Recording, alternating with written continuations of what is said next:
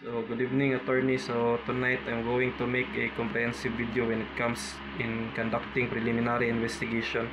So we have rule 112 of the revised rules of court, the old rules when it comes to conducting preliminary investigation.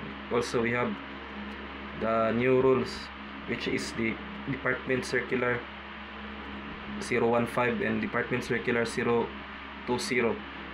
So in Rule 112, it is stated in Section 1 that preliminary investigation is a proceeding in order to determine that the respondent is really liable for the offense committed, and if he is really liable to held for trial.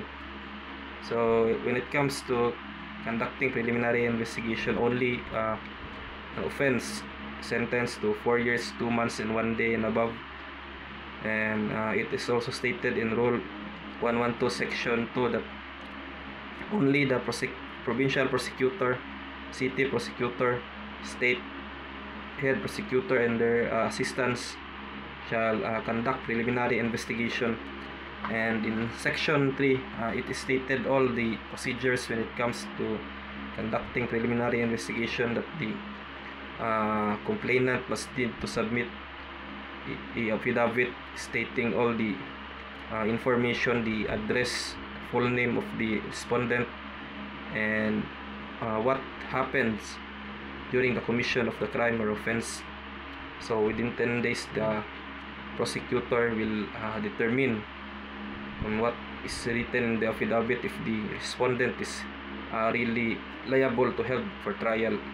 Then after 10 days, if the prosecutor see that the respondent is not really liable for trial, or there is no probable cause, so the prosecutor will immediately dismiss the complaint.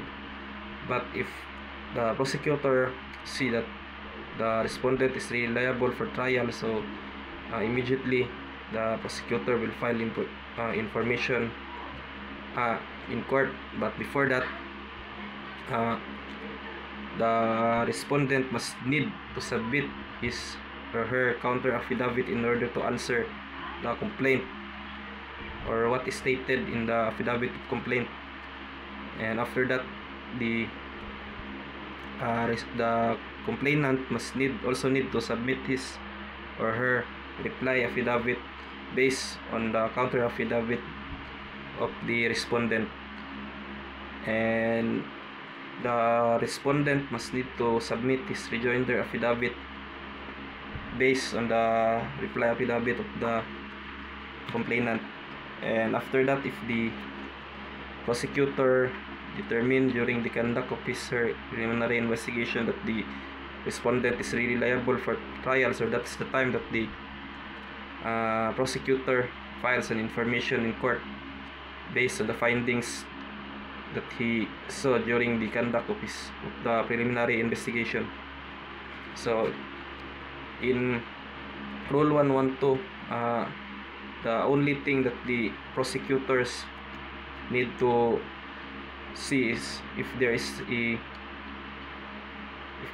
a reasonable doubt of the accused that if the respondent, if he or she is really guilty for the offense, and also the burden of proof. So in Department Circular 015, so it is the new rule or new law when it comes in conducting preliminary investigation. So it is stated in DC 015 that the conduct of preliminary investigation shall only need if the offense sentenced to 6 years and 1 day and above.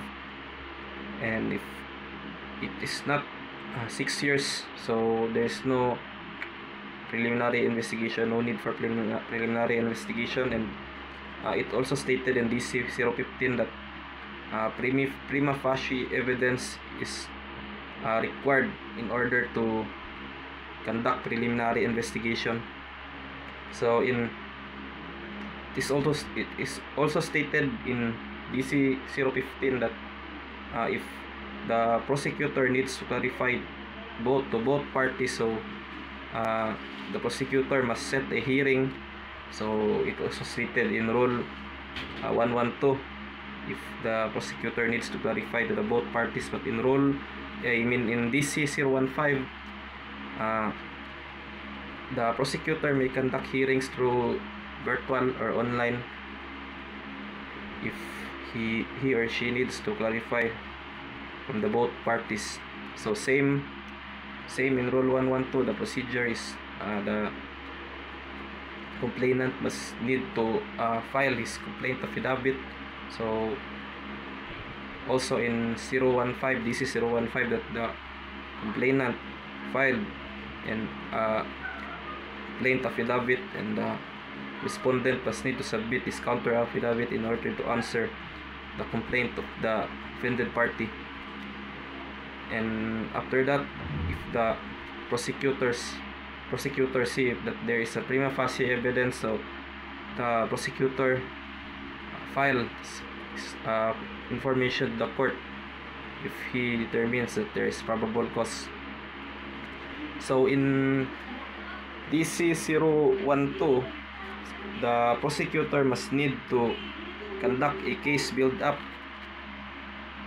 during the conduct of preliminary investigation. So the difference between the Rule 112 is that only the job of the prosecutor is only to file a information in court, and aside from that, he will just see, or he will just verify the affidavits of both parties if the respondent is really liable to help for trial, or the respondent is not liable for trial. But in DC 020, the prosecutor must need to conduct a case build-up.